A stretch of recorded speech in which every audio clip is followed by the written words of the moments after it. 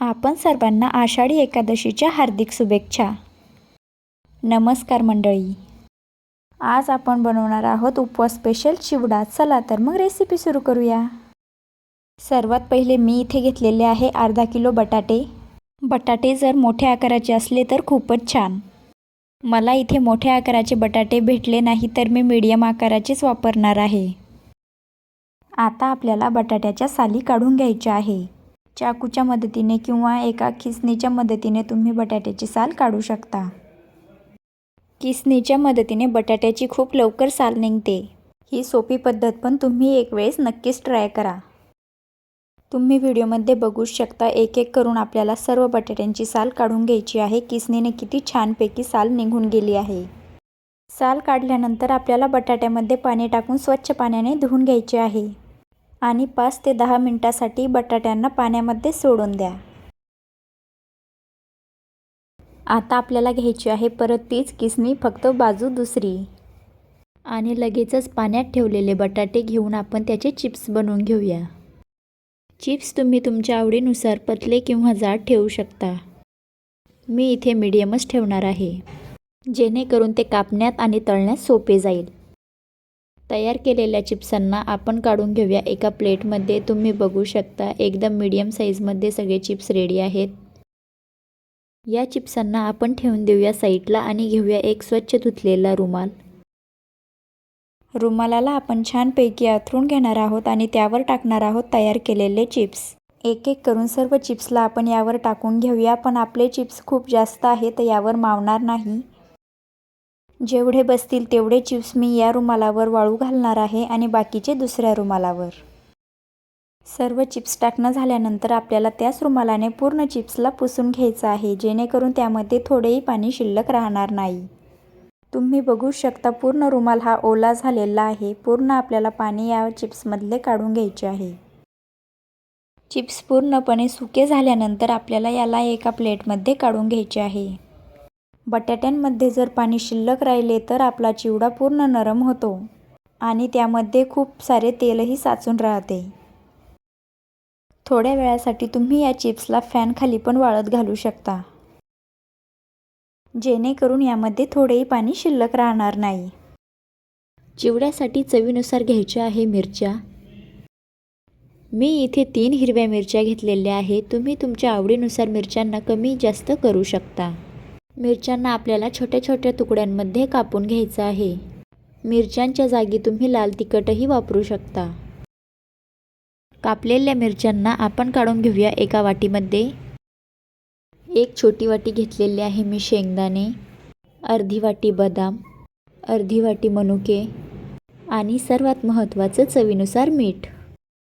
या सर्व वस्तूंना ठेवून देऊया साईडला. आणि आता घेऊ आपण वाळू घातलेले बटाटे. या सर्व बटाट्यांच्या स्लाईसला आपल्याला 3 ते 4 स्लाईस एकावर एक ठेवून घ्यायचे आहे. बाकीच्या चिप्सला ठेवून देऊया साईडला. आता आपल्याला बटाट्यांच्या स्लाईसला लंब कापून घ्यायचं आहे. स्लाईस कापताना एकदम छोट्या छोट्या कापायच्या आहेत, जास्त जाड कापायच्या नाही. असेच आपल्याला एक एक करत सर्व चिप्स कापून घ्यायचे आहे. हा टेस्टी उपवासाचा चिवडा बनवायला जास्त वेळ लागत नाही, पण बटाटे कापायचे म्हणलं तर थोडा वेळ लागणारच. बटाट्याच्या सर्व कापांना आपण काढून घेऊया एका प्लेटमध्ये. कापांना थोडं मोकळं करून टाका, जेणेकरून ते एकमेकांना चिपकणार नाही.